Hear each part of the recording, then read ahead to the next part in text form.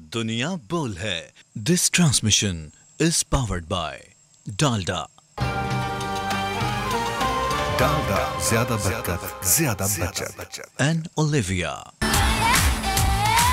Olivia, शुक्रिया। And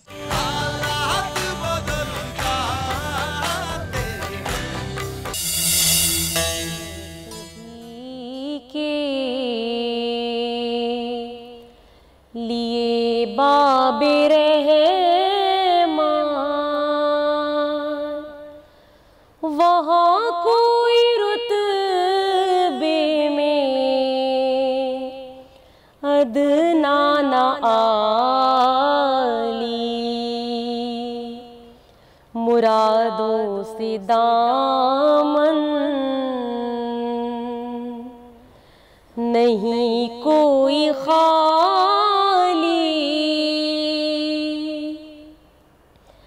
खतारे लगाए खड़े हैं सवाली खुला है सभी के लिए बाबे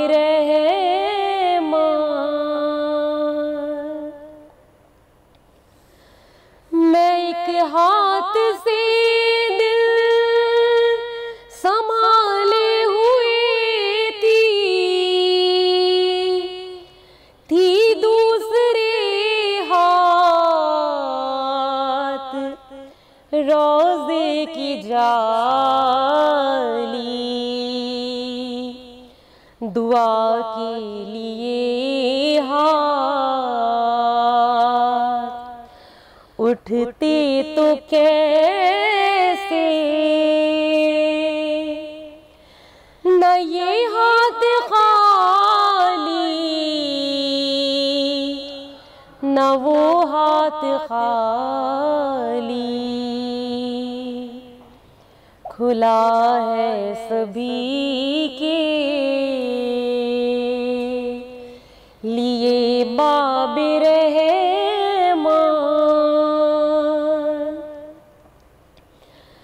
मैं पहले जब मदीने गई थी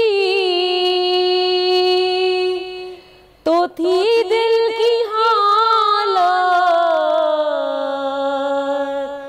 तड़प जाने वाली। सुभान अल्लाह, बहुत खूबसूरत आवाज़ निदा आपकी, माशाल्लाह से बहुत ही प्यारा कलाम आपने पढ़ा। निदा ज़ैदी नाथख्वां हमारे साथ मौजूद हैं। नाज़रीन, अपनी इस ट्रांसमिशन का बाकायदा तौर पर आगाज़ करते हैं। मैं सहरिश सुहेब और मेरे साथ मोहम्मद कामरान मौजूद हैं। और आज की अच्छी बात कामरान आप बताएंगे? जी बिल्कुल, आज की अच्छी बात से बाकायदा आगाज़ करते हैं। आका करीम सल्लल्लाहु अलैहि वसल्लम की हदीस मुबारका है कि रोज़ा जहन्नुम की आग से ढाल है, जैसे तुम में से किसी शख्स के पास लड़ाई की ढाल हो। और एक और हदीस है कि रोज़ेदार की दुआ वक्त अफ्तार रद्द नहीं की जाती है। बिल्कुल, ये इतना मुमताज़ इस महीने को कर दिया गया दीगर महीनों से कि इसमें अल्लाह ताला अपने चाहने वालों को वो जो जहन्नुम की आग से निजात की आज़ादी का इनाम अता करता है। ये इतना ज़बरदस्त महीना है। और नाज़रीन, मैं आपको ये भी बता दूं कि इस महीने का जो सवाब है, इबादात का जो सवाब है, वो सिर्फ अल्लाह जानता है। बाकी जितनी भी इबादात हैं उनके सवाब को अल्लाह ताला ने अपनी मखलूक पर ज़ाहिर किया, लेकिन इस हवाले से जो सवाब आपको मिलना है वो सिर्फ आपका रब जानता है। इस हवाले से मज़ीद भी हम बात करेंगे। आज की बड़ी खबर अब शामिल करते हैं।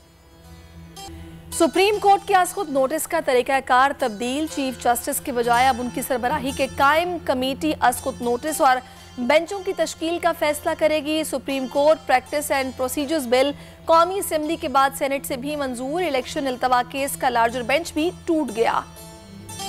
डॉलर की भी बात होगी, जिसकी बढ़ती कदर ने हुकूमती कारकर्दगी का पोल खोल दिया है। 3 माह में 178 से 280 रुपए तक जा पहुंचा है।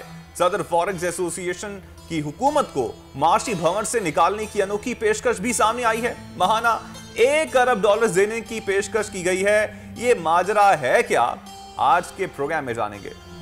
रहमतों और बरकतों के महीने में सड़कों पर लोगों के लिए इफ्तार का एहतमाम, कहीं समोसे तो कहीं बिरयानी की देगे हैं जनाब। कराची तक खैबर मुखैर हजरात के दिल खोल कर रोड पर सजते दस्तरख्वान, इन पर भी आज बात होगी।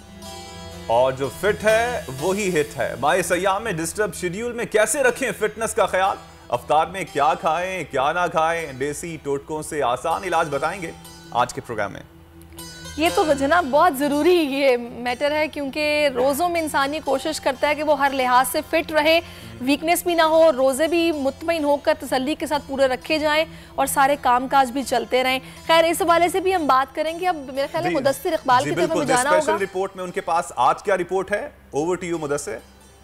कामरान और सैरिश, सबसे बड़ी खबर भी इस वक्त जो है वो यही है कि सुप्रीम कोर्ट में इस वक्त पंजाब और खैबर पख्तूनख्वा के इलेक्शन के हवाले से मामलात हैं। आज 5 रुकनी बेंच टूट गया है, अब 4 रुकनी बेंच कल 11:30 बजे समाप्त करेगा। हम बात करेंगे, नीलम अरशद हमारी नुमाइंदा सुप्रीम कोर्ट से हमें रिपोर्ट कर रही हैं। नीलम, बताइएगा कि अब नया नोटिफिकेशन हुआ है इस बेंच का जो 4 रुकनी बेंच है, क्योंकि 5 रुकनी जब बेंच टूट गया है, या फिर यही समाप्त करता रहेगा, सिर्फ एक जज के अलग हुआ है, क्या तरीकाकार अपनाया गया है?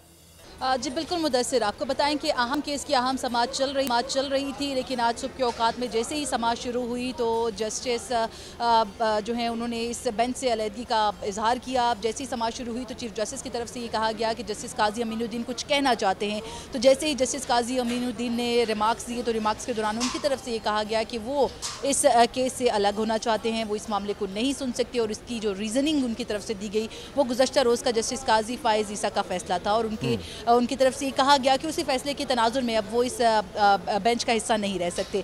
ताहम एक बार फिर से देखा गया कि समाअत को बड़े ही लंबे तवील वक्त के लिए मुलतवी किया गया, और एक लंबा चौड़ा जो सेशन था, एक इजलास था, एक मुशावरती इजलास, वो जारी रहा चैम्बर में। इन chamber chief justice of Pakistan की सरबराही में ये इजलास जारी रहा, और इस तमाम तर मामले पर बहस की गई कि किस तरह से इस मामले को आगे टेकअप किया जाए, क्योंकि अब मामला जो है वो आर्टिकल 184/3 की तशरीह से मुताल्लिक भी आ चुका है। तो देखा जा रहा है कि गुज़श्ता कई दिनों से जब से ये समाअत चल रही है इलेक्शन के मामले पर, तो अवामी मुफाद के मामलात में अब 184/3 के जो मामलात हैं उसमें तशरीह जो है वो मज़ीद होती हुई नज़र आ रही है, और इस मामले पर अब जो जजेज़ हैं उनमें भी एक तरह से जो इख्तलाफ है वो देखने में नज़र आ रहा है। ताहम आज एक लंबे चौड़े जो इजलास था, मुशावरती इजलास जिसे कहना चाहिए, एक गैर रस्मी इजलास चल रहा था चीफ जस्टिस ऑफ पाकिस्तान की सरबराही में कुछ सीनियर जजेस के साथ। तो उसके बाद अब तय ये किया गया है कि आज जस्टिस काजी अमीनुद्दीन के एतराज़ के बाद, जब वो इस बेंच का हिस्सा नहीं रहे, उनके जाने के बाद ये बेंच डेफिनेटली टूट चुका है, तो अब ये फैसला जो है अदालती अमले के जरिए पहुंचाया गया है कोर्ट रिपोर्टर्स को कि अब कल समाअत होगी 11:30 बजे के करीब, लेकिन वो 4 रुकनी बेंच करेगा। ये अब अदालती अमले ने मुख्तसर जो फैसला है वो बताया आप लोगों को। साथ रहिएगा। नीलम, आरिफ चौधरी साहब हमारे साथ मौजूद हैं, साबिक सदर Islamabad high court bar association, senior कानूनदान है। बहुत शुक्रिया चौधरी साहब आपके वक्त का।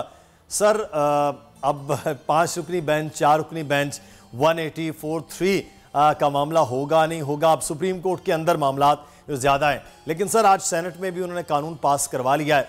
बेहतर हो गया है ये मामला के शख्सियत के बजाय इदारा मजबूत हो, या कुछ आपको लगता है अब मामलात किसी और जानिब जा सकते हैं? बहुत शुक्रिया मुदस्सिर। पहली बात तो यह है कि ये जो लेजिस्लेशन की जा रही है, ये इसे सबॉर्डिनेट लेजिस्लेशन कहते हैं, क्योंकि ये आइन के अंदर तरमीम नहीं हो रही, ये कानून साजी के ज़रिए इख्तियारात सुप्रीम कोर्ट के जो है उन्हें करटेल करने की कोशिश की जा रही है, ख़ास तौर पे चीफ जस्टिस के इख्तियारात को। और इसमें प्रिंसिपल ये है कि ये जो सबॉर्डिनेट लेजिस्लेशन होती है, इसके ज़रिए आप इख्तियारात बढ़ा तो सकते हैं सुप्रीम कोर्ट के, कम नहीं कर सकते। तो इसलिए ये देखा जाएगा जब इसे सुप्रीम कोर्ट में ये मामला आएगा तो ये ठहर नहीं सकेगा। उसकी वजह यह है कि ये सुप्रीम कोर्ट रूल जो है सुप्रीम कोर्ट को बनाने का इख्तियार है। इसमें अगर मेक इट्स रूल्स को ये यूँ पढ़ा जा रहा है कि जी उसका मतलब ये है कि जी बना सकते हैं, और ये भी हुकूमत भी उसमें मुदाखलत कर सकती है। सुप्रीम कोर्ट को अपने मामलात खुद चलाने के सिलसिले में ये आज नहीं, ये एक 75 ईयर से ये चलता आ रहा है सिलसिला कि सुप्रीम कोर्ट के अपने रूल्स हैं, और यही उसकी इंडिपेंडेंस को इंश्योर करती है बात कि वो अपने रूल्स के तहत। और इवन आपने देखा होगा कि पिछले दिनों कोशिश की गई कि सुप्रीम कोर्ट का ऑडिट हो बाहर से, और ये जो कमेटी है इनकी इसके अंदर पब्लिक अकाउंट्स कमेटी, उसने कोशिश की लेकिन ये बात भी ऐसी है कि सुप्रीम कोर्ट के मामला में मुदाखलत करने वाली, चूंकि सुप्रीम कोर्ट की इंडिपेंडेंस को इंश्योर करने के लिए ये भी बात यकीनी बनाई गई थी कि इंटरनल ऑडिट जो है सुप्रीम कोर्ट का वो खुद हो करे, और ये बिल्कुल उसी तरह की इंडिपेंडेंस है जिस तरह की आपके फौज के अंदर है, और फौज के अपने रूल्स हैं और अपने मामला को फौज जो है वो खुद तय करती है। उनको सिविल कोर्ट्स में या बाहर किसी फोरम पे देखा नहीं जा सकता, और ना ही पार्लियामेंट के अंदर उनके बारे में बात हो सकती है। लेकिन ये मौजूदा हुकूमत चूंकि हर चीज़ को तय वाला करना चाहती है, तो इसलिए वो सुप्रीम कोर्ट को पर्सनली ऐसी सूरत हाल में, जबकि सुप्रीम कोर्ट एक ऐसा केस सुन रही है जो कि इलेक्शन से मुतल्लिक है और इलेक्शन से फरार के लिए कोशिश की जा रही है सुप्रीम कोर्ट को इंटिमिडेट करने की, उस पर दबाव डालने की। लेकिन जहाँ तक ये सूरत है, मेरे पास जजमेंट है जो काजी फायज ईसा साहब की ऑथर्ड जजमेंट है, जिसको इख्तलाफ किया है एक जज शाहिद वहीद साहब ने, तो उसमें बुनियादी तौर पर बातें तो ऐसी हैं, लेकिन मैं हैरान होता हूँ बाज़ औक़ात कि जब ये लॉजिक आप खुद कहते हैं कि जनाब तनकीद का हक जो है ये बड़ा ऐसा हक है कि हर एक को होना चाहिए, तनकीद के हक की बात नहीं है। यहाँ मामला ये है कि एडमिनिस्ट्रेशन ऑफ जस्टिस जो है उसमें फैसला करना तो सबका हक है कि हर जज फैसला कर सकता है, सिर्फ इंतज़ाम करना, कुछ चीज़ों से इख्तलाफ किया जा सकता है। मिसाल के तौर पर एक केस सुना जा रहा है ऑलरेडी, तो उसको अचानक जो है किसी और बेंच को ना दिया जाए, लेकिन ये इख्तियार जो है ये बुनियादी तौर पर ऐसा नहीं है कि जिसे आप यूज डाइल्यूट कर दें, तो उसमें अभी देखा जाएगा किस तरह ये सूरत है। लेकिन सब अभी जो बिल दोनों जगह से अब पास हो गया है, अब कानून की सूरत में वो जो दिया जाएगा, उसके बाद आज ये जो बेंच टूट गया है, इस बेंच के टूटने के बाद आप क्या समझते हैं कि नया बेंच अब किस तरह से तश्कील होगा? वो 3 जजेस के ज़रिए, या फिर अभी जब तक सदर ममलिकत दस्तखत नहीं करते हैं, चीज़ें नहीं होती हैं, तब तक यही पुराना बेंच जो है वो फैसला करता रहेगा कि क्या होना है? इस केस में और इस बेंच में सर नए कानून का इत्तलाक होगा?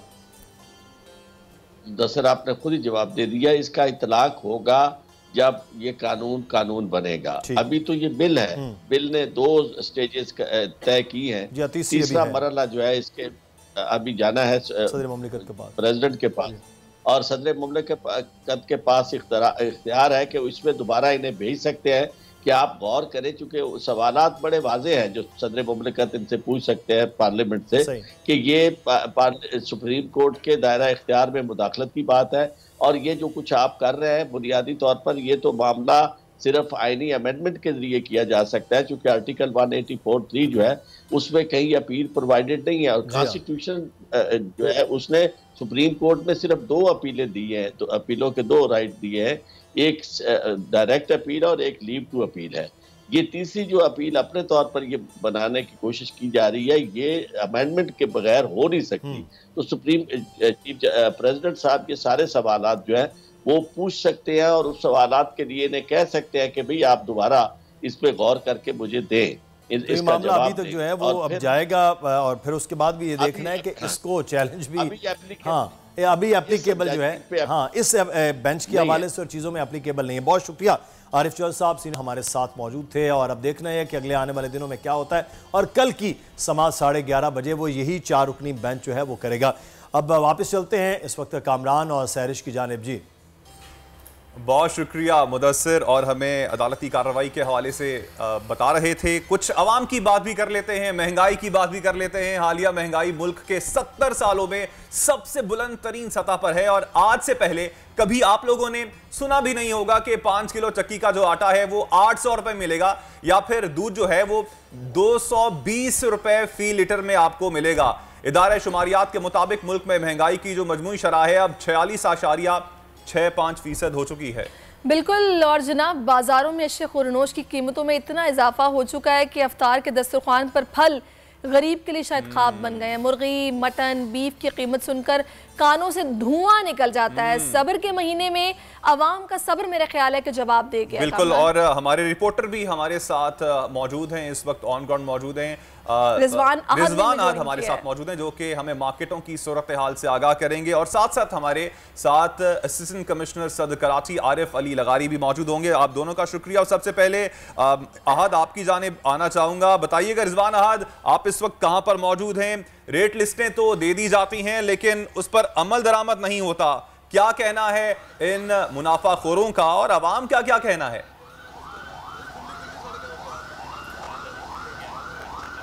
जी बिल्कुल, देखिए मैं इस टाइम मौजूद हूँ कराची की मशहूर इलाका है बंस रोड, वहाँ की सब्ज़ी फ्रूट की मेन जो गली है वहाँ मौजूद हूँ। अगर बात की जाए तो इस रमज़ान मुबारक में लोगों को देखा जा रहा है कि लोग इंतहाई परेशान हैं। ख़ास तौर पर अगर बात की जाए कि रमज़ान मुबारक में अफ्तार और सहरी का जो सामान है वो सबसे ज़्यादा लोगों को अजियत दे रहा है। इतना महंगा हो चुका है कि लोग इंतहाई परेशान हैं कि घरों में बच्चों को अफ्तारी कैसे कराएं, सहरी कैसे कराएं।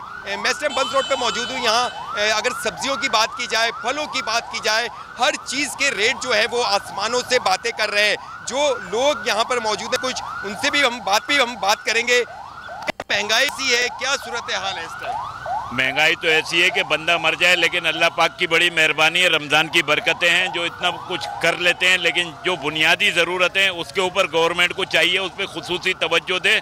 बुनियादी ज़रूरत में जो है ना आटा और दूध आता है, दूध जो है ना बड़ा तो काबू कर लेगा, बच्चा नहीं कर सकता, बच्चा सब्र नहीं कर सकता, लिहाजा दूध और आटे के ऊपर किया जाए। फलों के सब्जियों के रेट जो मार्केट रेट हैं, जो प्राइस लिस्ट आती है इस कराची में, उसके मुताबिक बिकते हैं सारी चीजें। भाई इसका तो मैं कहता हूँ कंट्रोल होना ही नहीं चाहिए, बेकंट्रोल के छोड़ दो, ज्यादा अच्छा है। कंट्रोल करके तो जो है ना वो आदमी जो सस्ता बेच रहा है उसको शदीद गुस्से में है, जो कि हम महसूस कर सकते हैं अंदाज़े गुफ्तगू से।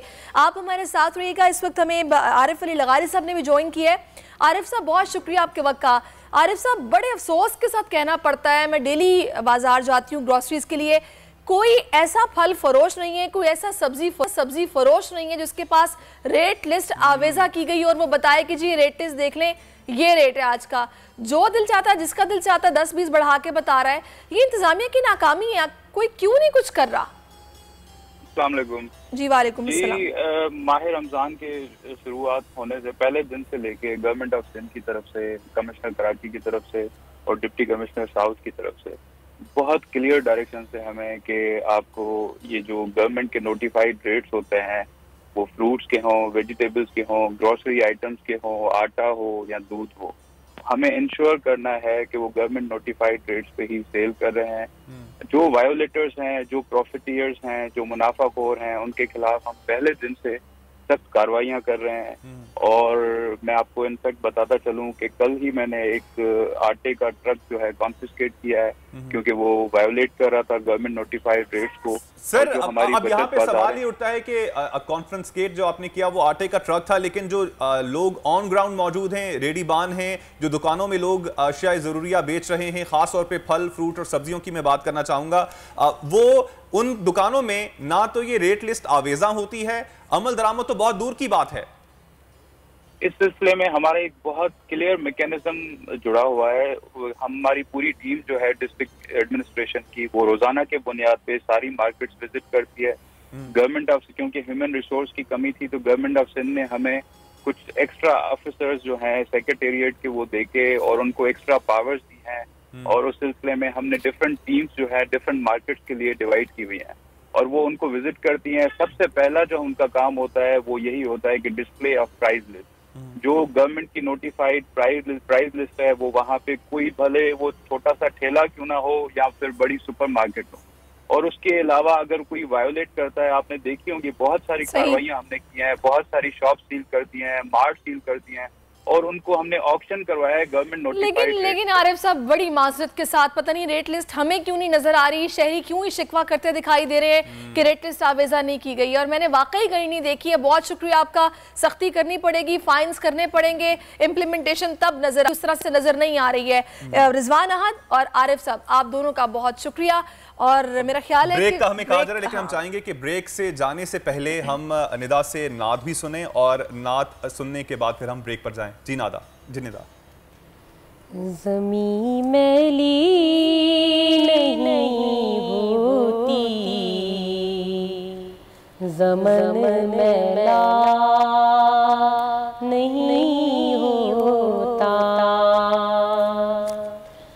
ज़मीं मैली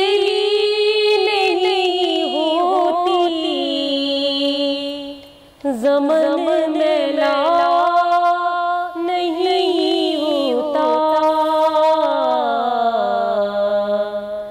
मोहम्मद के गुलामों का मोहम्मद के गुलामों का कफन मैला नहीं होता। मोहब्बत कमली वाले से वो जज्बा है, सुनो लोगों। मोहब्बत कमली वाले से वो जज्बा है, सुनो लोगों। ये जिस मन में समा जाए वो मन मैला नहीं होता।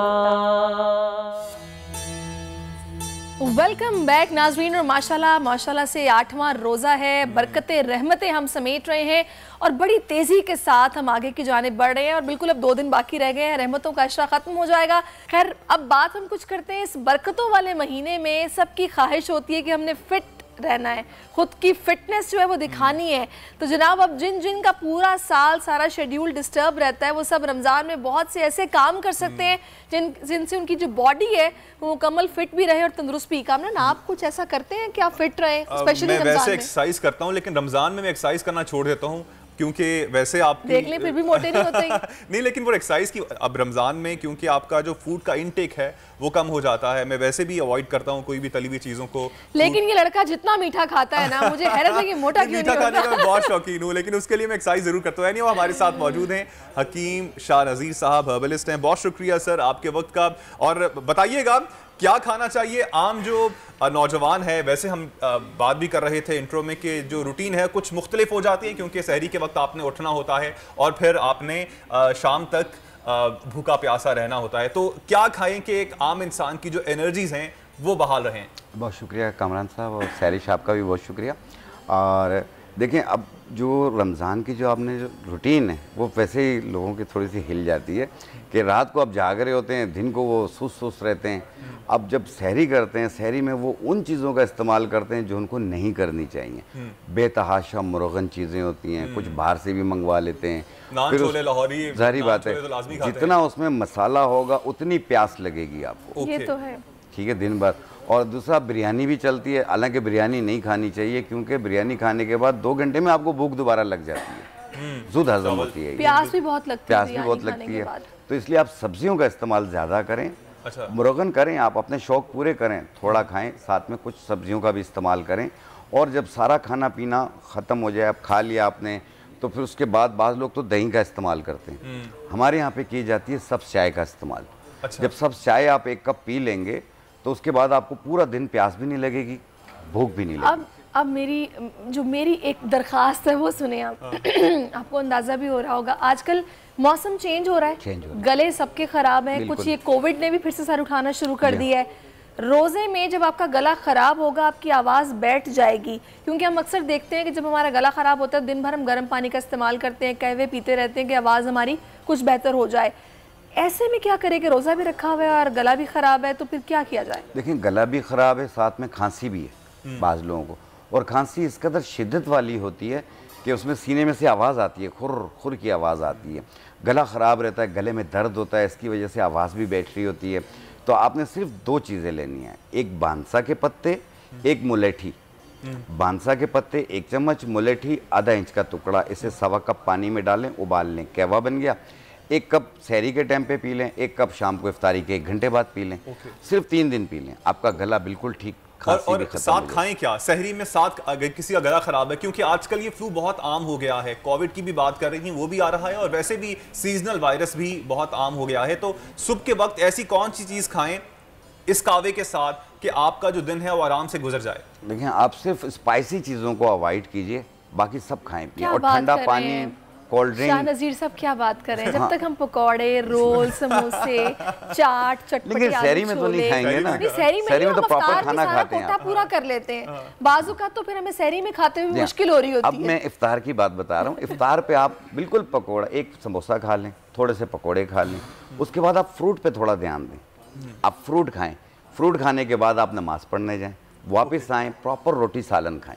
अच्छा, मैं आपको बात बताऊं वैसे नाजरीन, मैंने अक्सर नोटिस किया है कि हम लोग अफ्तार के वक्त जामे शीरी तो हमने पीना है, रूह अफ़ज़ा तो हम पीते हैं, मतलब ये आप रूटीन है हमारी कि हमें रमज़ान में पीना होता है। लेकिन जब उसके साथ हम तले हुए पकौड़े खाते हैं ना, और फिर दही बड़े खाते हैं, वो इतना ज़्यादा बेसर, और उसके साथ वो मीठा मशरूब, इतनी ब्लॉटिंग हो जाती है, इतना हैवीपन हो जाता है कि अक्सर लोगों से खाना नहीं खाया जाता। अच्छा, आपने देखा होगा और तेल के साथ आप पानी पी रहे हैं। जी जी, दोनों ही आप। कामरान साहब, एक चीज़ है कि जैसे ही रोज़ा खोलते हैं ना तो सर पकड़ लेते हैं, सर में दर्द शुरू हो जाता है, बाद लोग थोड़ी देर के लिए निढाल हो जाते हैं। अगर आपके सर में दर्द हो रहा हो, आपके घर में देसी लहसुन होती है, उसका छिलका उतारा, उसको कुचला, रोटी में लपेट के खा लें, 5 मिनट में आपके सर दर्द में आराम आ जाएगा। 5 मिनट में। क्या जबरदस्त टोटका है ये तो। फिर आप, मैंने अपने घर पे करता हूँ, सब लोगों को बताता हूँ, जो यूज़ करते हैं मुझे बताते भी हैं यार बहुत ज़बरदस्त, उसी टाइम पे सर दर्द। माइग्रेन भी जिनको होता है उनके लिए माइग्रेन वाले भी इस्तेमाल कर सकते हैं, बीपी वाले भी कर सकते हैं, सब कर सकते हैं। जिन लोगों को माइग्रेन की शिकायत अक्सर रहती है, तो एक फूल मिलेंगे लेवेंडर फ्लावर, जिसका उर्दू नाम है किताब हिकमत में इस्ते खुद्दूस। अच्छा, इसकी 1 चम्मच सवा कप पानी में डालें, उबाल लें, कहवा बन गया, रोज़ाना रात को सोते वक्त पिएं। ये महीना 40 दिन पीना पड़ता है। इसमें यह है कि माइग्रेन की जो शिकायत है आपकी, जैसे हफ्ते में पहले 2 बार होती थी तो 1 बार होगी, कुछ दिनों के बाद 10 दिन में 1 बार होगी, 15 दिन में 1 बार होगी, 40 दिन में मुकम्मल ख़त्म हो जाएगी, दोबारा आपको माइग्रेन नहीं होगा। एक होती है कि सुबह उठते हैं ना, इस मौसम में 20-25 छींकें एक साथ शुरू हो जाती हैं, छींकें, रेशा, पोलन भी बहुत हो गई है। पोलन भी है, वो तो बिल्कुल वहाँ पे, यहाँ पे जो है साइनसाइटिस एलर्जी है, तो इसकी वजह से गला ख़राब हो जाता है, बुखार सा रहने लग जाता है, और बहुत सारी एंटी एलर्जीज़ खानी पड़ती है उनको। तो हमारे एक पत्ते आते हैं बनफशा के पत्ते, इसका कहवा बनाकर 1 कप सुबह 1 कप शाम पिएं, आपकी ये शिकायत आस्ते आस्ते दूर हो जाएगी, लेकिन ये कुछ अर्सा यूज़ कर लें ताकि मुकम्मल आपको। अच्छा, एक आखिरी सवाल मेरे दिल में कामरान की इजाज़त से। 2 दिन पहले मेरा स्टमक अपसेट था, मैंने बताया भी था कि मेरा स्टमक कुछ अपसेट है, कुछ डाउन हूँ मैं आज। हालांकि मैं कुछ गलत नहीं खा रही थी, मैंने कोई ऐसी बदपरहेज़ी नहीं की, लेकिन मैं सिर्फ अफ्तार के वक्त 1 पकौड़ा, थोड़े से फ्राइज़ मैंने खा लिए, शरबत भी नहीं पिया मैंने, उसके बावजूद नहीं, शरबत भी नहीं पिया, उसके बावजूद ये जो पेट के मसाइल हैं, ये किस चक्कर में, मतलब समझ पेट नहीं या आ तो रही। लूज हो जाता है या तो कॉन्स्टिपेशन हो जाती है लोगों को, ठीक है ना, तो इसलिए कुछ भी नहीं, सिर्फ पेट दर्द, सिर्फ पेट दर्द। क्या है? पेट में जो दर्द हो रहा हो ना, आपने अजवाइन, सिंपल अजवाइन आप ले लें, उसको साफ़ करें, 1 चाय वाली चम्मच मुंह में रख के थोड़ा सा चबा के ऊपर पानी पी लें, आप 10-12 मिनट देखिएगा, आपके पेट के दर्द में आराम आ जाएगा। लेकिन एक बात याद रखिएगा, पेट के दर्द को इजी ना लिया करें। अगर आपके दवा खाने से भी आराम नहीं आया तो प्लीज़ अपने करीबी डॉक्टर को दिखा दें, क्योंकि ये कोलेस्ट्रॉल की वजह से भी होता है, दिल की वजह से भी पेट में दर्द होता है। कलौंजी के बारे में भी सुना है कि मौत के अलावा हर मर्ज की दवा है कलौंजी, अगर आप 1-2 दाने इसके पानी के साथ नहीं, वैसे तो आप खा लिया करें, उन लोगों के लिए भी बेहतर है कलौंजी, जिस तरीके से जो डाइटिंग कर रहे हैं अभी में, आप वेट कम कर रहे हैं, तो आप सिर्फ 3 चीज़ें ले लें, आप कलौंजी, ज़ीरा और अलसी के बीज, जिसे फ्लैक्स सीड कहते हैं। कलौंजी, ज़ीरा, अलसी के बीज, ये 50-50 ग्राम लेके मिला के बारीक पाउडर बना लें, 1 चाय वाली चम्मच सुबह सहरी के टाइम, 1 चाय वाली चम्मच इफ्तारी के 1 घंटे बाद पानी के साथ लें। 1 महीना यूज करें। बर्गर खाएंगे और पिज्जे खाएंगे तो फिर क्या होगा? मेरी बात पूरी होने दें, मेरी बात पूरी होने दें। लास्ट क्वेश्चन, लास्ट मिनट मेरी घर पे कोई नहीं सुनता, आप लोग सुन लें। देखिए, मैंने कहा ये अलसी के बीज, ये मैंने बताया, ये सुबह शाम जब लेंगे ना 1 महीना, ईद पे आप सबको स्मार्ट नजर आएंगे। वाह, अच्छा, इंशाल्लाह। ये आपकी स्मार्टनेस का फिर यही राज है। ओके, लास्ट क्वेश्चन मैं अपने हवाले से करना चाहूँगा, मुख्तसर जवाब चाहूँगा। अब ब्रेकफास्ट में या सहरी में मैं अंडा पराठा और चाय करता हूँ, इज इट इनफ? देखिए, अंडा पराठा वो लोग करें जिनको कोलेस्ट्रॉल की शिकायत नहीं है। अच्छा, ओके। जी हाँ, कोलेस्ट्रॉल की अगर शिकायत रहती हो तो प्लीज़ इसको कम से कम इस्तेमाल करें, और हर चीज़ को अच्छी तरह चबा के खाएं। हम थोड़ा सा चबाते हैं और निगल लेते हैं, ये गलत करते हैं, फैट बनाती है। अगर सीने पे बोझ बन रहा हो ना, तो ऐसी सूरत में अर्जुन की छाल का कहवा बनाकर पिएं, ये कोलेस्ट्रॉल को भी कम करती है, ट्राइग्लिसराइड को भी। बहुत शुक्रिया आपका शाह नज़ीर साहब। नाज़रीन, एक ब्रेक लेते हैं, ब्रेक के बाद वापस आएंगे, जायके जो होंगे बोल के, उसमें भी आपसे मुलाकात होगी और सुमैया भी हमें ज्वाइन करेंगी। बिल्कुल बिल्कुल, आफ्टर दिस ब्रेक।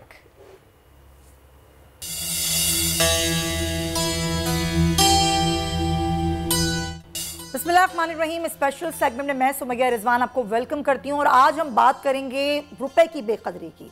तो जो साल 2022 था उसमें पाकिस्तान में जहां हुकूमत गिरी नाजरीन, वहीं रुपए की कदर भी गिरती ही चली गई और रुपए की गिरावट का ये सिलसिला आज भी जारी है। जनवरी में जो एक्सचेंज रेट था वो 178 रुपए पर था और आज इंटरबैंक मार्केट में डॉलर की कदर 280 रुपए से भी ऊपर पहुंच चुकी है।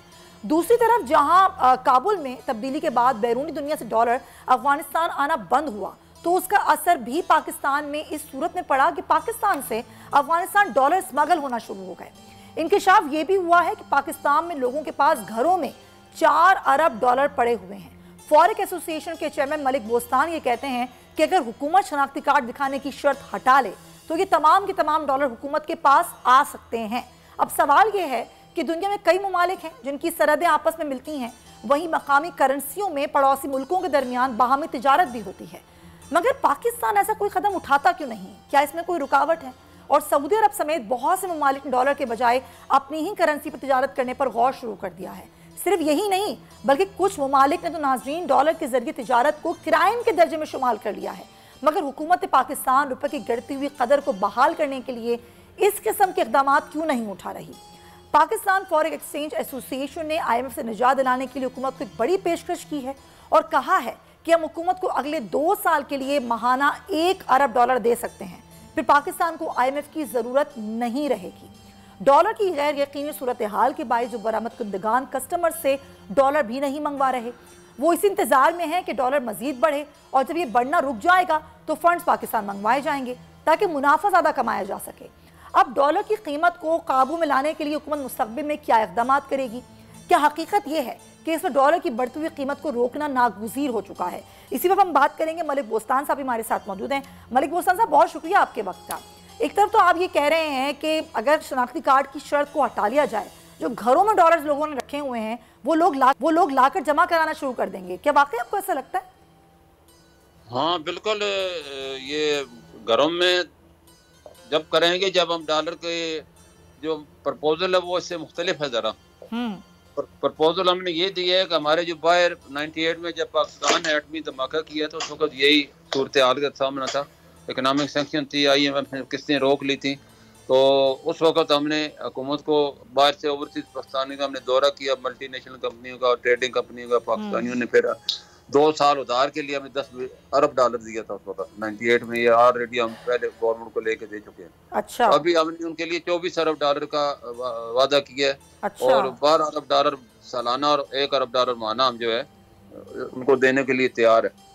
तो ये हुकूमत ने 6 महीने पहले मैंने प्रपोजल दिया था। अब हुकूमत कब एक्सेप्ट करती है? कल स्टैंडिंग कमेटी में हुकूमत ने कोई जवाब नहीं दिया आपके इस प्रपोजल का? आपको कोई अब वो अभी तक तो उन्होंने दिया नहीं है। अभी कल भी जो डॉक्टर आशा साहब आई थी, वज़ीर मुग़लात है जो फाइनेंस मिनिस्ट्री की, तो अब अभी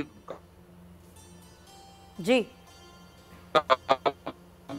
हो जाएगा, सिर्फ हम लेने की इजाज़त दे दें, क्योंकि अभी उन्होंने हमारे ऊपर हाथ पाँव बांधे हुए, डायरेक्ट हम किसी से ले नहीं सकते मनी ट्रांसफर कंपनी के अलावा। अच्छा, तो ये बताएं, क्योंकि अभी कुछ महीने पहले ही जब कैप हटाया गया था, डॉलर की जो कीमत थी वो बढ़ती जा रही थी। अभी भी हम देख रहे हैं खैर रुपए की कदर तो वैसे ही गिर रही है। तो मलिक बोस्तान साहब, क्या हुकूमत की कुछ पॉलिसीज इस तरह की हमारी नहीं हो सकती? जब हम बात करते हैं कि हम जो एक्सचेंज करें, हम तिजारत करें या फिर हम जो भी कोई काम करें वो अपनी करेंसी में करें और डॉलर में ना किया जाए। बहुत से ममालिक इस तरह काम कर भी रहे हैं, कुछ सोच भी रहे हैं। जैसे मिडिल ईस्ट है, वो भी सोच रहा है कि अब अपनी ही करेंसी में सारा काम किया जाए। तो हमारे पास क्या रुकावट होती है और फॉरेक्स एसोसिएशन जो है वो इसमें क्या मदद कर सकती है हुकूमत की? ये हमारा प्रपोजल पिछले कोई 10 साल से चल रहा है और इसके लिए पहले चाइना से सबसे पहले ये बात हुई थी स्वैप करेंसी के ऊपर। बिल्कुल। और वो तकरीबन बहुत कम लिमिट थी। उसके बाद अब जो है ईरान ने के साथ भी हमारा हो सकता है, अफगानिस्तान के साथ भी हो सकता है, मिडिल ईस्ट के साथ भी हो सकता है। लेकिन बदकिस्मती से हमारे पास करेंसी भी वो भी फिर फॉरेन एक्सचेंज है, हमारे पास कुछ है नहीं है। यानी कि वो डॉलर के बजाय हमें उन करेंसियों से लोन लेना पड़ेगा, लेकिन ये वो हमारे लिए सस्ता होएगा और उसके लिए हमें ब्लैकमेल नहीं होने पड़ेगा। दोस्त कंट्री वो इतना ब्लैकमेल नहीं करेंगे, लेकिन डॉलर के लिए हमें ब्लैकमेल होना पड़ता है और उनकी हर वो शर्त माननी पड़ती है जो पाकिस्तान की मैशत को नुकसान पहुँचाती है। अब IMF का मामला आपके सामने, तमाम शर्तें मानने के बावजूद भी मैं ना मानूं वाली उन्होंने गर्दान शुरू की हुई है। तो ये इसका हल यही है कि इन फ्यूचर जो है, वैसे भी चाइना ने, रशिया ने, ईरान ने, ब्राज़ील ने, 10 कंट्री ने युआन में ट्रेडिंग करने का फैसला कर लिया है। और मैं समझता हूँ शंघाई तंजीम को जो इजलास है उसमें भी यही फैसला हुआ है।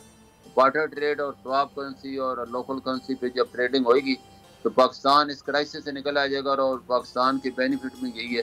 लेकिन हमें अपने साथ साथ प्रोडक्शन में, वैल्यू एडेड में, ज़राअत में भी कुछ करना होगा, वरना हमारे पास तो अभी हमारे एक्सपोर्ट के लिए कुछ नहीं है, बल्कि हम तो चीज़ें इम्पोर्ट कर रहे हैं।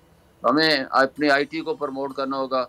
इंडिया आपके सामने है, उसके जो है 400 अरब डॉलर वो कमा रहा है IT की, और हमारे पास 70 लाख पाकिस्तानी जो है वो इस काबिल है कि उनको अगर लैपटॉप और इंटरनेट का कनेक्शन दिया जाए तो वो कल से बिजनेस शुरू कर सकते हैं। और इसके लिए हमें यूनिवर्सिटी सतह पे जो है करना होगा, लोगों को ट्रेंड करना होगा और एक पीरियड देना होगा बाकायदा कि वो 2 घंटे सिर्फ। इसलिए अब दिल्ली की मिसाल है, उनके जो चीफ मिनिस्टर है, कल वो मैं उस पर पढ़ रहा था, उन्होंने पूरे यानी कि 10वीं क्लास से बच्चों को शुरू करा दिया है बिजनेस कराना। 2-2 हज़ार रुपये उनको गवर्नमेंट देती है और वो जो है ग्रुप बना के बिजनेस कर रहे हैं और मिलियन ऑफ रुपीज कमा रहे हैं। तो वो तरक्की कर सकते हैं। हमारे लोग तो बहुत ज्यादा ज़हीन है और हमें इसको सिर्फ गाइडेंस की जरूरत है और प्लेटफॉर्म की जरूरत है।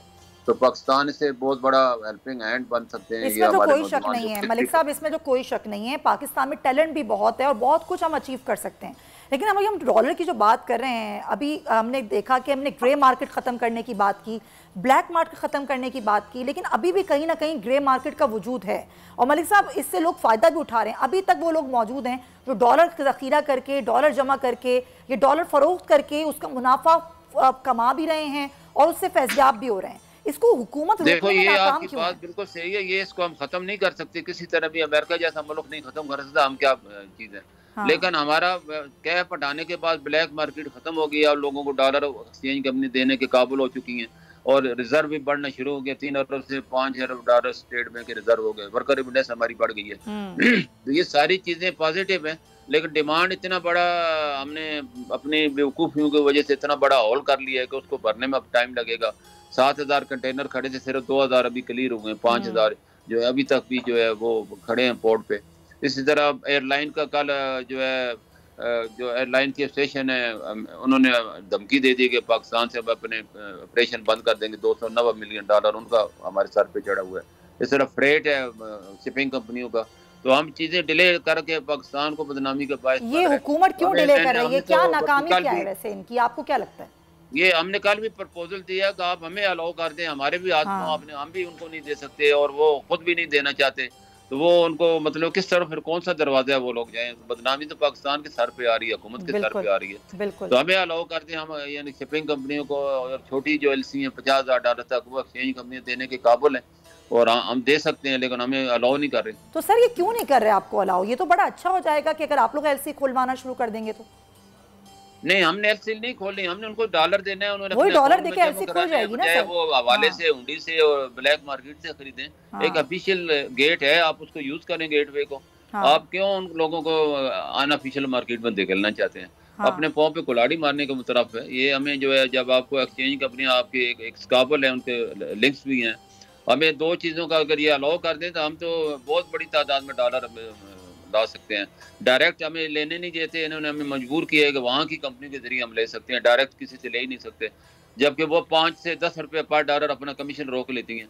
तो ये हमारा फॉरेन एक्सचेंज ही ज़ाया हो रहा है। सही बात है। हम अपने जो एक हेल्पिंग हैंड है उनसे फायदा नहीं ले रहे, उनसे फायदा नहीं उठा रहे हेल्पिंग हैंड से, बल्कि ज़ाया कर रहे हैं। मलिक बोस्तान साहब बहुत शुक्रिया, अच्छा हुआ कि आपने बड़ा अच्छा दिखा दिया कि कहाँ पर जो फॉरेक्स एसोसिएशन है वो मदद करना चाहती है लेकिन हुकूमत मदद ले नहीं रही, प्रपोजल एक्सेप्ट ही नहीं कर रही है। देखना ही होगा हुकूमत की पॉलिसीज़ एलसी खुलने के हवाले से और रुपए को बढ़ाने के, कदर बढ़ाने के हवाले से क्या रहती हैं। तो फिलहाल मेरा यहाँ पर आपसे इजाज़त लूँगी और अभी आपको ले चलें किचन सेगमेंट में बोल के जायके में, जहाँ पर सैरिश आपके साथ है, हमारे शेफ आपके साथ हैं। देखते हैं वो आज क्या बना रहे हैं। जी ओवर टू यू।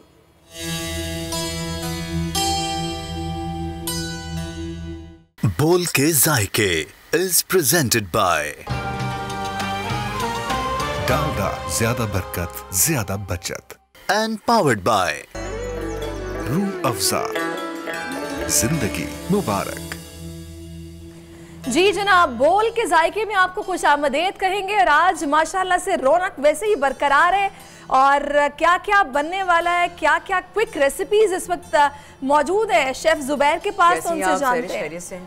मैं अल्लाह का शुक्र बिल्कुल ठीक ठाक, 8वां रोजा है। आपको लग रहा है शायद रोजा लग रहा है? नहीं, मुझे आज रोजा नहीं लग रहा क्योंकि मैंने पूरा इत्तेमाम किया था सहरी में।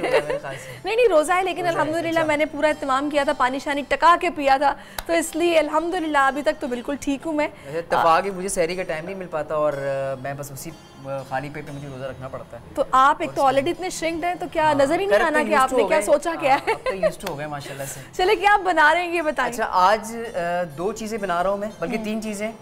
एक तो हम बनाएंगे वाइट सॉस का पास्ता, जिसमें हम इस्तेमाल करेंगे कनौर का क्यूब्स, जो कि माशाल्लाह से 100% नेचुरल और प्योर है। उसके साथ साथ और साथ जो है हम हरे मसाले का पुलाव बनाएंगे, जिसमें हम चने का भी इस्तेमाल करेंगे, और उसके साथ साथ मैं उसमें इस्तेमाल करूँगा लाजवाब मसाले का बॉम्बई बिरयानी मसाला। वाह जी वाह, यानी कि चटपटा सा पुलाव बनने वाला है। बहुत जबरदस्त हम पुलाव बनाएंगे। देखिए ज्यादा चटपटी चीजें मत बनाएं, प्यास ज्यादा लगेगी, प्रॉब्लम होगी, फिर पानी की प्यास ज्यादा लगेगी। लेकिन ये हम बना रहे हैं अफ्तारी के लिए। अच्छा। आपने सहरी में नहीं बनाना। हाँ, पास्ता खा सकते हैं जो हम कनौर क्यूब से बनाएंगे। अच्छा, उसके साथ साथ रूह अफ़ज़ा से हम जो ड्रिंक बना रहे हैं वो है फालूदा ड्रिंक, जो कि बहुत ही आसान सी ड्रिंक है, वो भी आपसे शेयर। अच्छा, मैं ये भी बता दूं कि अभी जनाब ये शेफ मैजेस्टिक के पैन्स हैं जिनमें आज ये कुकिंग हो रही है, और एल्यूमिनियम के कुकवेयर्स हैं, फास्ट कुकिंग इनमें होती है। सीक्रेट है इसके पीछे कि खाना जल्दी बनाना होगा तो इन कुकवेयर्स में बनाएं आप। इसके साथ साथ ये हमारा फोटाइल का किचन है, ज़बरदस्त अप्लायंसेस है फोटाइल की, पाकिस्तान में बहुत ज़बरदस्त ये ब्रांड है, और मेरे घर में भी फोटाइल का ये ओवन भी है और माइक्रोवेव भी है। तो लिहाजा मैंने कहा जैसे कि हम लोगों को इंग्रेडिएंट्स और सारे रेसिपी कार्ड का पता लगता है, तो ये भी पता लगना चाहिए ना कि चीज़ें किस किस चीज़ में कैसे कैसे बन रही हैं, क्या क्या यहाँ पर लगा हुआ है। तो हमारे किचन की रौनक है ये तमाम ब्रांड्स, तो आपको बताना बहुत ज़रूरी था। चले जी शुरू करें। और साथ साथ रफान भी है और ऑफ कोर्स कनौर भी है, पाकोला भी है, और पाकोला मिल्क की क्या बात है। डालडा तो है ही, जहां मामता वहां डालडा, बिल्कुल। और इसके साथ जो खाना मैं बनाने वाला हूँ वो डालडा के ऑलिव ऑयल से, जो कि 100% ऑलिव से तैयार किया गया है। अच्छा, ठीक है, तो ये मैं यहाँ पे इस्तेमाल कर रहा हूँ। अच्छा, पोमेस ऑयल होगा? हाँ एग्जैक्टली। तो ये मैं तकरीबन 2 से 3 चमचा खाने का ये मैं शामिल कर रहा हूं। वैसे मैंने नोटिस किया कि जितना वक्त के साथ साथ हम देख रहे हैं कि बीमारियां बहुत ज़्यादा बढ़ती जा रही हैं, हर घर में डायबिटिक पेशेंट है, हर घर में हाइपर वो जो ब्लड प्रेशर के मरीज हैं, हाँ, जिसकी वजह से लोग अब बहुत तेज़ी के साथ ना ऑलिव ऑयल की तरफ आ रहे हैं, कुकिंग ऑयल को छोड़कर दूसरे वाले तमाम। मैं आपको पर्सनली बताऊँ सैरिश, क्योंकि मैंने आपसे जिक्र भी किया था कि मैं डाइटिशियन भी हूँ, न्यूट्रिशनिस्ट भी हूँ, तो मेरा एक्चुअली ऑनलाइन बिजनेस भी है डाइट फूड का। तो मैंने देखा है आजकल बड़ा लोगों के अंदर अवेयरनेस आ गया डाइट फूड के हवाले से। आप यकीन करें कि मैं मार्ट में जाता हूँ तो वहाँ पे होल वीट जितने भी आइटम्स हैं वो सब गायब होते हैं। बिल्कुल बिल्कुल, बहुत तेजी से शॉर्ट हो जाता है। लोगों ने बहुत ज़्यादा गूगल करना शुरू कर दिया है, अपनी सेहत का ख्याल रखना शुरू कर दिया, क्योंकि ये बीमारियाँ बहुत आम होती जा रही हैं, और उसकी सबसे बड़ी वजह ये है कि अपनी सेहत का ख्याल नहीं रखते, जो दिल चाहता है खा लेते हैं। तो अपनी सेहत को ठीक रखने के लिए अपने बच्चों को लोग कोशिश करते हैं कि पहले इन चीज़ों की तरफ ले आएं कि आप ऑलिव ऑयल में खाना पकाओ या देसी घी में पकाओ, और कोशिश की जाए जंक को साइड पे किया जाए, घर में बनी हुई साफ़ सुथरी चीज़ें खाई जाएं। वो असल में शुरू से आदत ही ऐसी डाली गई है बच्चों को कि बस जंक फूड खाना है, फ्राइड आइटम्स खाना है, और साथ में जो कढ़ाई और इतने लवाजमा, इतने मसाले और ऐसे। लेकिन अब मैं बता रही हूँ ना कि लोग अब इससे कुछ पीछे हट रहे हैं, माशाल्लाह से काफ़ी अवेयरनेस आ गई लोगों को। अच्छा, ये इसमें हमने डालडा कुकिंग ऑयल शामिल किया था, साथ में 150 ग्राम प्याज का शामिल किया था। ठीक है, अब इस स्टेप पे हम शामिल कर रहे हैं यहाँ पे ये मेरे पास है टमाटर, और ये मैं शामिल करूँगा तकरीबन 3 से 4 चमचा खाने का, बहुत ज़्यादा नहीं। ठीक है, इसको हम कर देंगे एक साइड पे। इसी के साथ साथ मैं यहाँ पे इस्तेमाल करूँगा ये लाजवाब का जो बॉम्बई बिरयानी मसाला है, जो कि बहुत ही। इसमें आप पेस्ट नहीं डालेंगे? आमतौर पर तो लहसुन अदरक का पेस्ट जब तक ना नहीं, मैंने नहीं डाला, क्योंकि लाजवाब बॉम्बई बिरयानी मसाले के अंदर, वैसे तो ये तमाम मसालों के अंदर जो है वो जिंजर पाउडर और गार्लिक पाउडर ये शामिल होता है। अच्छा, वेरी गुड, फिर तो बहुत अच्छी बात है। तो मैं इसलिए शामिल नहीं कर रहा। तो ये लाजवाब का हम बॉम्बई बिरयानी मसाला इस्तेमाल कर रहे हैं, और लाजवाब मसाले की एक बड़ी ख़ास बात है कि ये लेबॉर्ट्री से अप्रूव्ड है और नेचुरल इंग्रेडिएंट से तैयार करता है, और साथ साथ प्राइसेस में भी बड़ा जो है वो सस्ता है। तो ये हम शामिल कर रहे हैं 1 से 1.5 चमचा खाने का लाजवाब, और खुशबू बहुत प्यारी आ रही है, बहुत कमाल की खुशबू आई है जब हमने डाला है, लगता है प्रॉपर एक बिरयानी की जो खुशबू आती है ना। तो ये 1.5 चमचा मैंने शामिल किया है लाजवाब का बॉम्बे बिरयानी मसाला।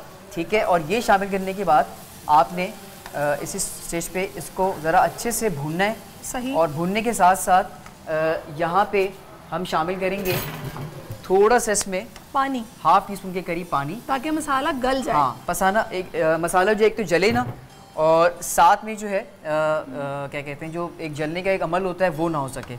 तो इसमें हमने ऑयल शामिल करके प्याज को ब्राउन किया, उसके साथ टमाटर शामिल किया, लाजवाब का बॉम्बे बिरयानी मसाला शामिल किया। आप लोग भी साथ साथ टीवी देखें, साथ साथ रेसिपीज को फॉलो करें, क्योंकि शेफ जुबैर हमारे लिए तो अफ्तारी रेडी करके जाते हैं, आपको खुद करनी पड़ेगी। अच्छा, ये थोड़ा सा मैं इसको फ्लेम को तेज़ करूँगा और इस स्टेज पे ये हम शामिल कर रहे हैं वाइट चने, क्योंकि चने का पुलाव है तो ये हम इसमें शामिल कर रहे हैं। ठीक है, हरा मसाला भी डलेगा। हाँ, हरा मसाला भी डलेगा, बिल्कुल। तो ये इसको हम ज़रा अच्छे से भून लेते हैं। रेसिपी कार्ड भी स्क्रीन पर नजर आ जाएगा, ताकि आप लोगों को अच्छे से समझ आ जाए कि इसमें क्या क्या चीज़ें डाली जा रही हैं। जी जुबैर बताएगा क्या क्या डाला है। इसमें मैंने ऑयल शामिल किया है डालडा का, और उसके साथ इसमें हमने 150 ग्राम जो है प्याज का शामिल किया। प्याज शामिल करने के बाद टमाटर का पेस्ट शामिल करना है, तकरीबन 3 से 4 चमचा खाने का। उसके साथ साथ जो है हमने उसको अच्छी तरह भूनना है। फिर हमने शामिल किया लाजवाब का बॉम्बे बिरयानी मसाला, और उसके बाद हमने सडन इसमें ऐड किया है चनों का, और इसके बाद अब हम ऐड करेंगे दही। सही। और मेरे ख्याल से हारून जो है वो हरे मसाले का पेस्ट रखना भूल गए, तो मैं जो है वो यहाँ पे दही शामिल कर रहा हूँ। ठीक है, अच्छा, ये एक्चुअली हम बना रहे थे हरे मसाले का पुलाव, तो इसमें कोई रॉकेट साइंस नहीं है, आप इसको स्किप भी कर सकते हैं। तो हरे मसाले का जो बैटर होगा, आपने धनिया, पुदीना, हरी मिर्चें और साथ में लहसुन, और इसका पेस्ट बना लीजिएगा। तकरीबन हाफ कप के करीब जो है आप इस मिक्सचर के अंदर शामिल कर लीजिएगा। हरा मसाला भी इसमें हम ऐड करते हैं, और ये बड़ा ज़बरदस्त सा पुलाव बनने जा रहा है। अच्छा, और पता है मैं तो बार बार सभी को ये मशवरा देती हूँ कि आप प्लीज़ ये पकौड़ों समोसों की तरफ जाने की बजाय सबसे पहले इस रूह अफ़ज़ा से, जो कि इंतहाई रिफ्रेशिंग और ठंडक का एहसास दिलाने वाला शरबत है, खजूर के साथ शरबत से आप रोज़ा अफ्तार करें। उसके बाद आप प्रॉपरली खाना खाया करें, खाना ऐसे बनाएं पहले। बिल्कुल, ऑयली चीज़ों का कम इस्तेमाल करें, ताकि हेल्थ पॉइंट ऑफ व्यू से भी आपकी हेल्थ अच्छी रहे। अच्छा, अब सैरिश में यहाँ पे ये शामिल कर रहा हूँ चावल। ठीक है, उसके बाद ये अब चला जाएगा दम पे, लेकिन इससे पहले कि मैं इसको दम पे रखूं, ठीक है, इसको हम ढक देंगे पानी डाल के इस तरह से। ठीक है, अच्छा, ग्रेजुअली आपने पानी जो है वो ऐड करना है, एट अ टाइम एक साथ पानी मत डाल दीजिएगा, वरना चावल जो है आपके वो और सॉफ्ट हो जाएंगे। ठीक है, अब एक काम करते हैं, हम ये चूल्हा ऑन कर लेते हैं और इसको हम कर देंगे इस तरफ। ठीक है, और अब हम बना रहे हैं कनौर चिकन क्यूब से वाइट पास्ता। सही। ठीक है, और उसकी भी रेसिपी मैं मेंशन कर देता हूँ, और इसका कवर्ड कहाँ चला गया। सही। अच्छा, दूसरी तरफ मैं काम करता हूँ कि यहाँ पे है इसका कवर। हाँ, यहाँ पे मुझे इसको मैंने कवर्ड कर दिया। ठीक है, और इसको आपने चावल जब पक जाए प्रॉपर। सही। थोड़ा सा आपको क्विकली करना पड़ेगा, क्योंकि टाइम हमारे पास कम होता है। अच्छा, अब हम बना रहे हैं कनौर चिकन क्यूब से, जो कि वाइट सॉस का पास्ता है। तो इसमें भी मैं शामिल करूँगा ये डालडा का पोमेस ऑयल। ठीक है, ये तकरीबन 1 से 1.5 चमचा खाने का है। ठीक है, ये मैंने शामिल कर दिया, और चॉप गार्लिक ये पड़ा हुआ, ये हम शामिल कर देते हैं। ये देखिए, ये तकरीबन 1 से 1.5 चमचा खाने का है। इसी के साथ साथ यहाँ पे हम शामिल करेंगे कनौर का ये है चिकन क्यूब, और मेरे ख्याल से मैं जब से होश संभाला है, मैं कनौर के क्यूब्स का इस्तेमाल घर पे होता देख रही हूँ, और इतना क्विकली आपकी रेसिपीज रेडी होती हैं, और बच्चे बहुत पसंद करते हैं। ये कितना सॉफ्ट है, और आप एंड में डालें, मिड में डालें, शुरू में डालें, किसी भी टाइम डालें, और ये कनौर का क्यूब जो है वो ऑलरेडी फ़ौरन से मेल्ट हो जाता है। तो इसमें हमने शामिल किया है ऑयल का, और इस स्टेज पे हमने शामिल किया है ये गार्लिक का, और साथ में कनौर का चिकन क्यूब हमने शामिल किया है। अब हम यहाँ पे शामिल क्या करेंगे, ये मेरे पास है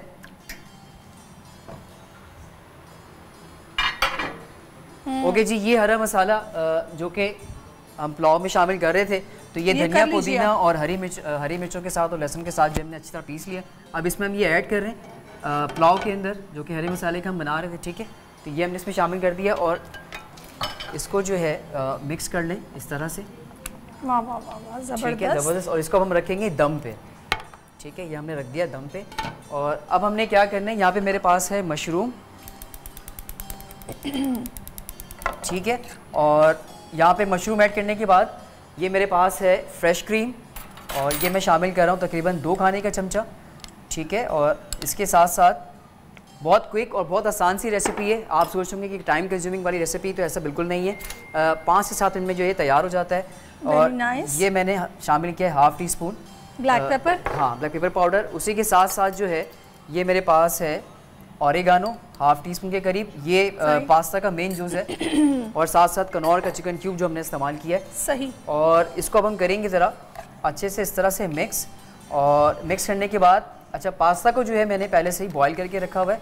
मेक श्योर जब आप बॉईल करें तो बॉईल करने के फ़ौरन बाद आपने इसको ठंडे पानी से जो है वो वॉश करना है। वॉश करने के बाद 2 से 3 चमचा आप ऑलिव ऑयल लगा के, और वो फिर आप इसको साइड पे या फ्रिज में भी रख सकते हैं 2 या 3 या 4 दिन के लिए। सही। ठीक है, ये हो गया मिक्स अच्छे से। और अब इसको हम यहाँ पे जो है पास्ता शामिल कर देता हूँ मैं, ठीक है, इस तरह से, और ये अब हो जाएगा इस तरह से मिक्स। अच्छा थोड़ा सा मुझे क्रीम कम लग रहा है क्योंकि ये अल्फ्रेडो पास्ता है। सही। ठीक है, ये मैंने इसमें शामिल कर दिया। इसकी तो स्पेशलिटी ये कि इसमें क्रीम ज़्यादा होता है। एग्जैक्टली, वाइट सॉस वाले पास्ता की यही खासियत है, इसको अल्फ्रेडो पास्ता भी कहते हैं। और चूँकि ये कनौर की रेसिपी है और चिकन क्यूब्स हमने इसमें शामिल किया, तो ये देखिए आप कितना आसान और कितनी क्विक रेसिपी है। वेरी नाइस, वाकई बहुत प्यारी शक्ल है इसकी। ठीक है जी। और अच्छा ये जनाब हमारी दोनों डिशेस तकरीबन रेडी हैं, और चूंकि वक्त काफ़ी कम है और हमें ब्रेक पर भी जाने का कहा जा रहा है, तो लिहाजा चावलों को नाज़रीन दम आने में कुछ टाइम लगेगा, लेकिन रेसिपी बिल्कुल यही है। आप घर पे इसको ट्राई करें, आप बहुत इंजॉय करेंगे। ये वाले हरे मसाले वाली चना पुलाव और पास्ता बिल्कुल रेडी है, वो पास्ता कनौर के ऊपर बिल्कुल वो अभी आप सर्व कर ले डिश में। बिल्कुल ये मैं सर्व कर लेता हूं। ये बिल्कुल रेडी हो चुका है, बिल्कुल रेडी हो चुका है। ये देखें, अच्छा बहुत आसान और बहुत क्विक रेसिपी, देखें 4 से 5 मिनट जो ये तैयार कर दिया हमने। और कनौर चिकन क्यूब का यही एक ख़ास बात है कि आप झटपट इसके सूप बना लें, इसको आप दाल में भी बना सकते हैं, सब्ज़ी में भी बना सकते हैं। और अगर आपको चिकन की कमी की महसूस हो रही है तो आप कोशिश करें कि फिर आप कनौर चिकन क्यूब का इस्तेमाल कर लें। साथ साथ लाजवाब मसाले से हमने हरे मसाले का जो पुलाव बनाया। वैसे हम लोग घर पे पास्ता के ऊपर केचप डाल के भी खाते हैं इसको मशीन चटपटा करने के लिए। बिल्कुल। अच्छा ये जो है हमने सर्व कर दिया यहाँ पे, ठीक है। और ये वाइट सॉस जो पास्ता है ये हमने तैयार कर दिया। थोड़ा सा ऊपर से जो है मैं ये फ्रेश ऑरिगानो सर्व कर देता हूँ इस तरह से, और ये रेसिपी होगी तैयार। सही। चलें जनाब, ये हमारा पास्ता बिल्कुल रेडी हो चुका है। चावल दम आएंगे तो वो मैं खाऊंगी और कैसा जायका था आपको ज़रूर बताऊंगी, क्योंकि इतनी जल्दी मैं इसे खोल नहीं सकती, वक्त चूंकि कम है। तो मुझे और शेफ़ ज़ुबैर को इजाज़त दीजिए, इंशाल्लाह कल फिर से यहीं पर बोल के जायके में आपसे मुलाकात होगी। कल तक के लिए अल्लाह हाफ़िज़।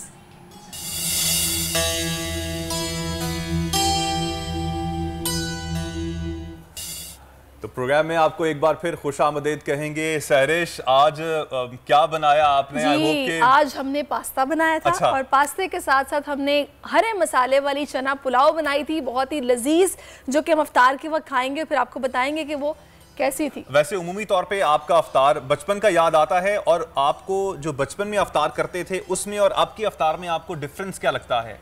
काफ़ी सारी चीज़ों की एडिशन हो गई है। मतलब बचपन में हम लोग सहर में तो वही था, घर में पराठा सालन, लेकिन मुझे सब चाय, वो जो कश्मीरी चाय होती है वो बहुत याद आती है।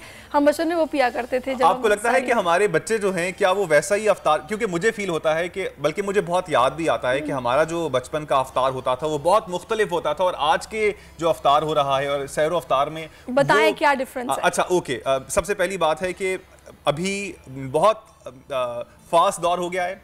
उस वक्त मुझे लगता है कि हम सारी फैमिली वाले एक ही जगह पर मौजूद होते थे, जो कि अब ऐसा नहीं है। किसी और शहर में, कोई और शहर में, कुछ मसरूफियात में सैरो अफ्तार कर रहे हैं, लेकिन अपनी अपनी जगह कर रहे हैं। जो अपनायत का एलिमेंट है वो बहुत गायब है। दूसरी बात है कि हमारी आजकल डिशेस में भी इजाफा हो गया। उस वक्त कम होते थे लेकिन बरकत बहुत होती थी। आपको लगता है कि यार चीजें बहुत हो रही हैं। ने बिल्कुल ठीक है, बिल्कुल आप भी ये महसूस करते होंगे। लेकिन खैर हम लोग तो उस तरह से इकट्ठे होकर नहीं बैठ पा रहे, बहन कहीं है, एक भाई कहीं है, कुछ ऐसी सूरत हाल है।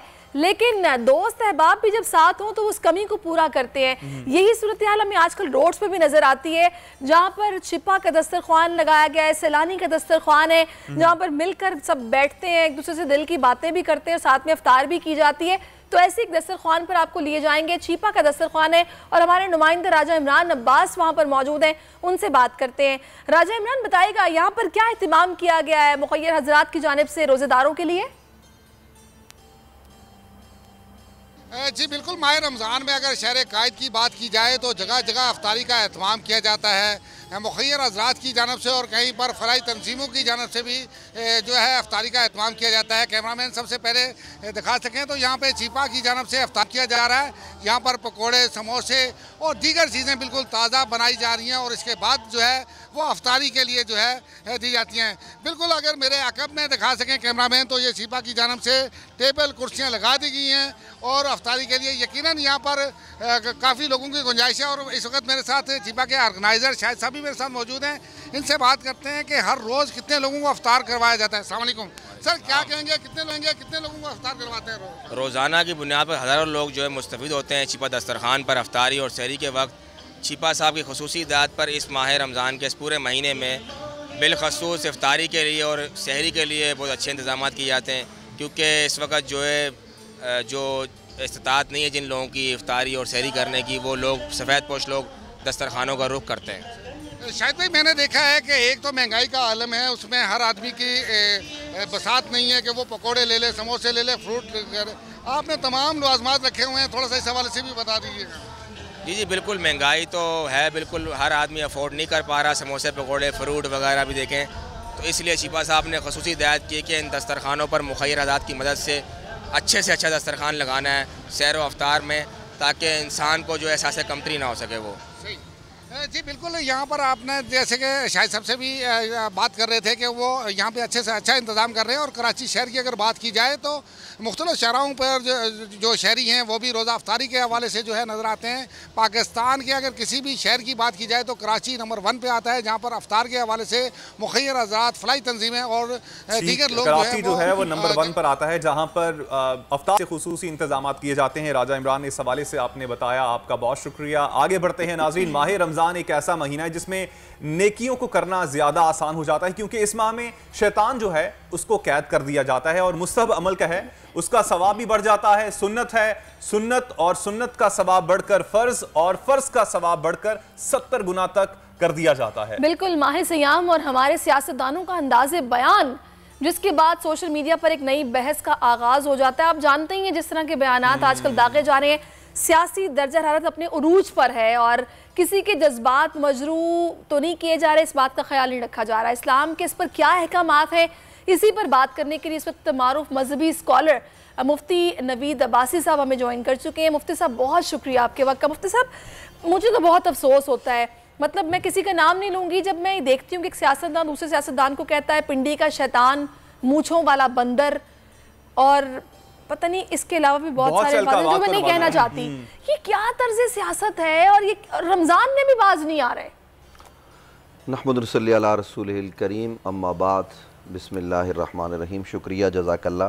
गुजारिश ये देखिए, कुरान मजीद फ़ुरक़ान हमीद नबी अलैहिस्सलाम के फ़रामीन हमें ये बता रहे हैं कि हम रमज़ानुल मुबारक का इकराम करें, और रोज़ा सिर्फ़ इस बात का नाम नहीं है कि हम भूखे और प्यासे रहें, बल्कि रोज़ा हमारी ज़ुबान का भी है, हमारी आँखों का भी है, हमारे हाथों का भी है, जिस्म के हर उज़्व का रोज़ा है।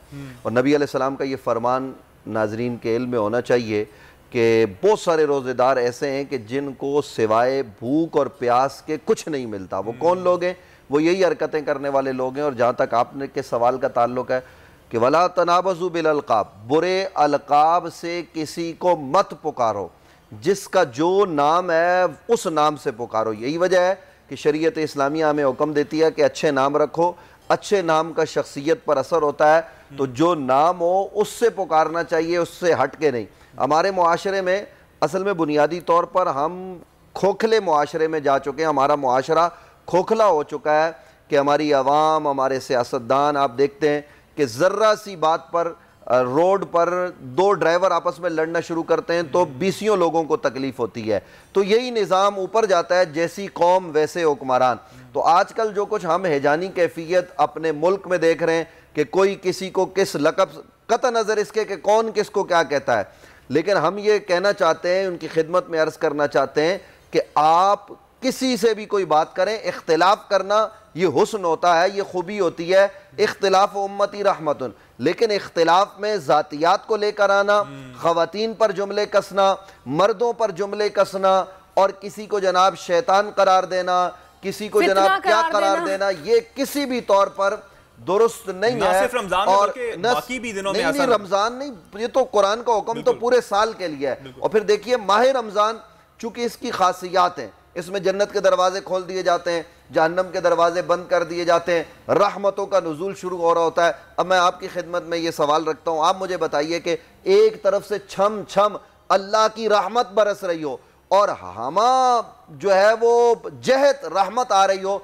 और उसमें रहमत के बीच में खड़ा हो के कोई आदमी गंद फेंक रहा हो, तो आप बताइए यहाँ कुरान की रहमत है, यहाँ तरावी की रहमत है, यहाँ बरक़ात हैं और लोग खर्च कर रहे हैं। और उन हालात में आप टीवी के स्क्रीन पर, आप सोशल मीडिया पर आप लोगों का मजाक उड़ा रहे हैं, गालम गलोच कर रहे हैं, इदारे आपस में टकरा रहे हैं, ये कौन सा अंदाज है? मुसलमान हुक्मरान का रमजान होना कैसे चाहिए, ये हमारी नाज़रीन को देखिए, मुसलमान हुक्मरान को अपने पेशे नजर रखना चाहिए। लक़द कान लकुम फी रसूलिल्लाहि उस्वतुन हसना, नबी अलैहिस्सलाम रमजान है, रोजा भी रख रहे हैं, सहाबा की जरूरतें भी पूरी कर रहे हैं, एतकाफ भी हो रहा है, लोगों के मसाइल भी हल हो रहे हैं। हजरत अबू बकर सिद्दीक खलीफतुल मुस्लिमीन है, रोजा है, पूरे मुमलिकत का ख्याल रखा जा रहा है। हजरत फारूक आजम रोजा है, रोजे की हालत में आप दिन भर उमूर सल्तनत सर अंजाम देते हैं, रातों को उठकर लोगों की खबरगिरी करते हैं, खबरगिरी के साथ साथ नमाज तरावी की अदायगी, उसका एहतमाम, उसकी जमात, ये तमाम चीजें। सुबह फजर में पूछा जा रहा है कि फला आदमी नमाज में क्यों नहीं है, और कोई आदमी अगर जरूरतमंद है, बीमार है, उसकी आदत भी की जा रही है, कात साली पड़ गई है तो दुआएं नहीं की जा रही। कौम से मुफ्ती साहब, ये तो संजीदगी है या फिर तरजीहात हैं कि पता ये करना ही हमारा फर्ज है, हमसे इस पर सवाल होगा। मैं आपसे ये जानना चाह रही हूँ कि अभी जो आपने इदारों के टकराव की बात की है, जब रमज़ान के महीने में भी इस चीज़ का लिहाज नहीं किया जाएगा कि अपने मफाद के लिए या अपने हक में चीज़ें अगर बेहतर नहीं लग रही हैं तो क्या फ़र्क पड़ता है, रमज़ान हो या कुछ भी हो, हमारा सिलसिला ठीक चलना चाहिए। ये तर्ज हुक्मरानी क्या है? देखिए, गुजारिश ये है कि हमारे मुआशरे में अदम बर्दाश्त है। मैं आपको नहीं बर्दाश्त कर पा रहा, वो उसको बर्दाश्त नहीं कर पा रहा। एक काश के हमारे अंदर बर्दाश्त आ जाए। जब हमारे अंदर बर्दाश्त होगी ना, तो हमारे कौम से लेकर हमारे हर शोबे में सियासतदान हो, डॉक्टर हो, इंजीनियर हो, आप देखिएगा अदम बर्दाश्त हमें नजर आ रहा है। रमज़ान तो हमें सब्र सिखाता है, शाहरुल सब्र है, शाहरुल मवाखात है, ये तो मोहब्बतों का महीना है, ये प्यार फैलाने का महीना है, न कि नफरतें। तो ये रब के नाराज होने की निशानी में आज को आप देखते हैं। देखिए, परवरदिगार आलम हमारे मुआशरे में क्या लूट, कसूट, करप्शन, दो नंबरी, जिसको मौका नहीं मिला यहाँ वो फरिश्ता है, और जिसको मौका मिल गया है वो आदमी अगर रेडी वाला है ना, तो वो 2 नंबर फल बेच के गला साड़ा करप्शन कर रहा है। दूध वाला दूध में मिलावट करके करप्शन कर रहा है। तो यही निजाम हुक्मरानों तक जाता है, जिसको जितना हाथ मारने का मौका मिलता है, कतई नजर इसके कि कौन कितना कर रहा है, लेकिन करप्शन उरूज पर है। आप देखिए कि आटे की लाइन में लगकर लोग मर रहे हैं, कोई पुरसाने हाल नहीं है। क्या हमारे पास डेटा नहीं है? इस वक्त मैं पैगाम देना चाहता हूं, वो पैगाम ये है कि पोलियो वाले आपके घर पे जा सकते हैं, आपके पास जो है ना वो सेहत कार्ड है, बिजली का बिल पहुंच जाता है, हर चीज पहुंच जाती है, लेकिन गरीब तक, चले टैक्स वाला तो अमीर तक जाएगा ना, गरीब तक आप आटा घर पे क्यों नहीं पहुंचा सकते? क्यों लाइनों में लगवाते? क्यों लोगों को जलील करते? क्यों लोगों को रुसवा करते? ये कौम की तबाही के निशानात है कि हम लोगों को लाइनों में लगवा के रुसवा कर रहे हैं। नबी अलैहिस्सलाम का फरमान तो यह है, इस हाथ से दो, इसको खबर ना हो। हम पूरी दुनिया को दिखा के दे रहे हैं, और ये हुक्मरान कर रहे हैं, ये हुकूमत कर रही है, हुकूमतें ये करती हैं। इस मौके पर तो मैं सिवाय इसके कि इन्ना लिल्लाहि व इन्ना इलैहि राजिऊन ये कहने के सिवा क्या कहूं, और दुआ ही कर सकते हैं अल्लाह इन जालिम हुक्मरानों को, जो भी लोग हैं, अल्लाह उन्हें हिदायत अता फरमाए। क्या ये जायज है कि इस तरह की कतारों के पास जाना और जाकर लोगों से उनका हाल अहवाल लेना, प्रमोशन करना, वीडियो टीवी पे चलाना कि जी हमने दौरा किया, वहां पर मुफ्त आचार तकसीम किया जा रहा था? देखिए, यहाँ एक तंजीम वाला है ना, जिसको 2 लोग जानते होंगे, वो भी उसके पास बड़ा सेटअप नहीं है कि वो वीडियो बनाए, वो अपने मोबाइल से फोटो लेता है और उस मुस्तहिक को वो 10 रुपए देगा या 1000 रुपया देगा या 1000 का सामान देगा, लेकिन वो 1000 लोगों तक वो बात पहुंचा देगा कि मैंने ये काम किया। ये कौन सा अंदाज है? कमर्शियल आपने किसी भी चीज को, अपनी इमदाद को, ज़कात को भी कमर्शियल कर दिया। इस्लाम तो बड़ा खूबसूरत है, वो ये कहता है कि मुस्तहिक को आपने तलाश करना है, मुस्तहिक को नहीं बुलाना, आप तलाश करके उसके घर तक पहुंचाएं। रमजान में हम पैगाम क्या देते हैं? हमारा पड़ोसी भूखा होता है, लेकिन हम तशहीर करके बाहर बांट रहे होते हैं। हमारा अपना करीबी सगा रिश्तेदार प्यास और भूख से बिलबिला रहा है। कुरान तो कहता है वातिदल कुर्बा हक्कहू, सबसे ज्यादा हकदार उसका करीबी है। बिल्कुल आपने मुफ्ती साहब, मौलाना साहब, बिल्कुल आपने ठीक है। यहाँ मुझे एक बड़ी अच्छी बात याद आई, मैं चाहूंगी उसी से अपनी इस ट्रांसमिशन का इख्तिताम हम करेंगे। किसी ने सोशल मीडिया पर लिखा हुआ था कि आप लोग कहते हैं कि ज़कात किसको दें, वो सही बंदा या मुस्तहिक कौन है जिसको ज़कात दी जाए। हम में से बच्चा बच्चा जानता है कि जो बाइक राइडर्स हैं, जो घरों में डिलीवरियां पहुंचाने के लिए आते हैं, इनको कमीशन मिलता है आप लोगों के टिप के साथ, या फिर क्या इनकी तनख्वाह होगी 20,000 25,000। आजकल के इस महंगाई के दौर में इस 20-25 हज़ार में गुजारा करना कितना मुश्किल है। जो राइडर यहाँ पर जो डिलीवरी बॉय आपके घर आए, आप उसकी मदद कीजिए। वो सफेद पोश शख्स है जो कि अपने मुंह से नहीं आपसे मांग रहा, लेकिन नजर आ रहा है कि वो किस तरह मेहनत कर रहा है रोजे की हालत में। रात भर बाहर खड़े होते हैं, बहुत से गार्ड्स हैं, उनकी मदद करें आप, जो कि हकीकत में आपके जो इमदाद है उसके मुस्तहिक हैं। बहुत शुक्रिया मुफ्ती मोहम्मद नवीद अब्बासी साहब, आपने वक्त दिया बोल टेलीविजन को। नाज़रीन, उम्मीद करते हैं कि हमारी आज की ट्रांसमिशन, हमारा आज का प्रोग्राम आपको पसंद आया होगा। मुझे मोहम्मद कामरान और सैरी सुहेब को दीजिएगा इजाजत। अल्लाह ने के बाद, अल्लाह हाफिज़।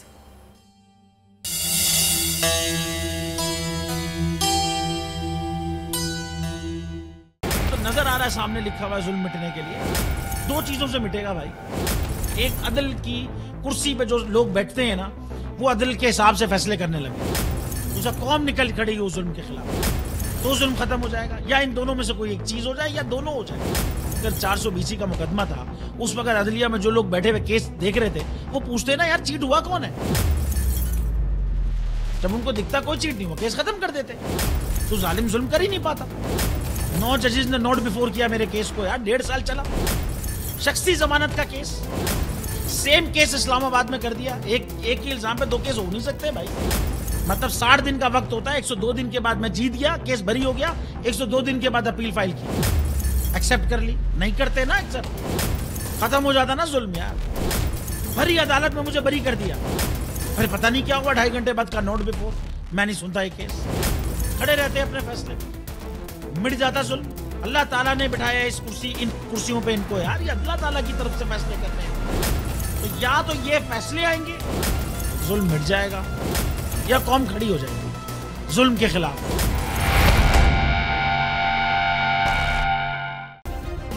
सब्सक्राइब करें और बेल दबाएं ताकि कोई खबर रह न जाए।